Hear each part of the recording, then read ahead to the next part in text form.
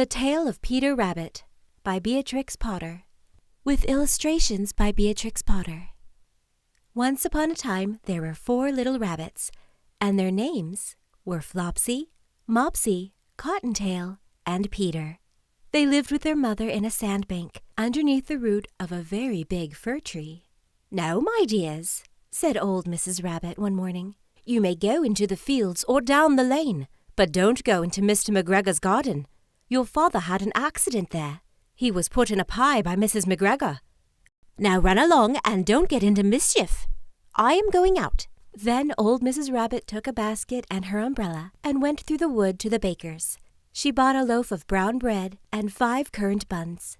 Flopsy, Mopsy, and Cottontail, who were good little bunnies, went down the lane to gather blackberries. But Peter, who was very naughty, ran straight away to Mr. McGregor's garden and squeezed under the gate. First he ate some lettuces and some French beans, and then he ate some radishes.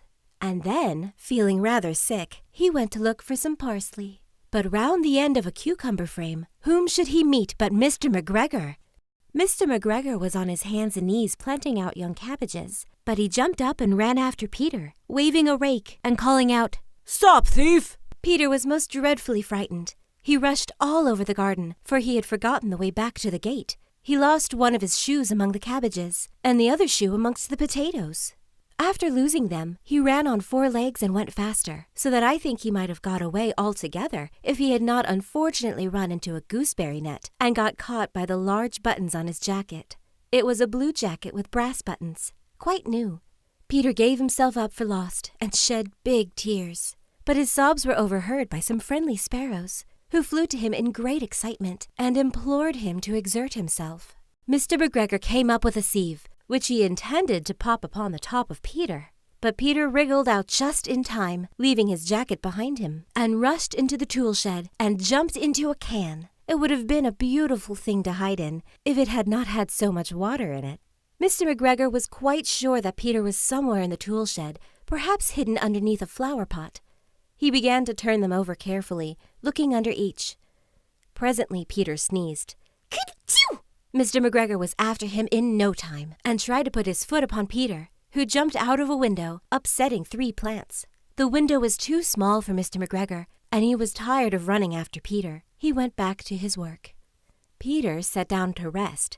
He was out of breath and trembling with fright, and he had not the least idea which way to go. Also, he was very damp with sitting in that can. After a time he began to wander about, going lippity, lippity, not very fast, and looking all round. He found a door in a wall, but it was locked, and there was no room for a fat little rabbit to squeeze underneath.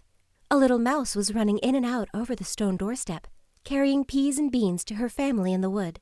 Peter asked her the way to the gate, but she had such a large pea in her mouth that she could not answer. She only shook her head at him. Peter began to cry. Then he tried to find his way across the garden, but he became more and more puzzled. Presently he came to a pond where Mr. McGregor filled his water cans. A white cat was staring at some goldfish. She sat very, very still, but now and then the tip of her tail twitched as if it were alive. Peter thought it best to go away without speaking to her. He had heard about cats from his cousin, little Benjamin Bunny. He went out back towards the tool shed, but suddenly, quite close to him, he heard the noise of a hoe. Scritch, scratch, scratch, scritch. Peter scuttered underneath the bushes, but presently, as nothing happened, he came out and climbed upon a wheelbarrow and peeped over. The first thing he saw was Mr. McGregor hoeing onions. His back was turned towards Peter, and beyond him was the gate. Peter got down very quietly off the wheelbarrow and started running as fast as he could go, along a straight walk behind some black currant bushes. Mr. McGregor caught sight of him at the corner, but Peter did not care. He slipped underneath the gate and was safe at last in the wood outside the garden. Mr. McGregor hung up the little jacket and the shoes for a scarecrow to frighten the blackbirds. Peter never stopped running or looked behind him till he got home to the big fir tree.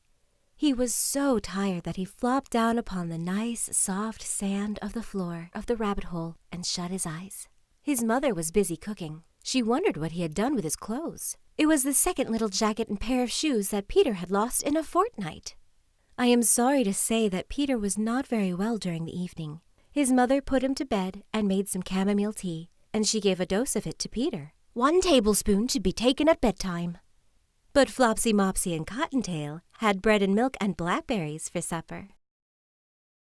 The end. This reading was from the Dover edition, first published in 1972, and is an unabridged republication of the work first published in 1903.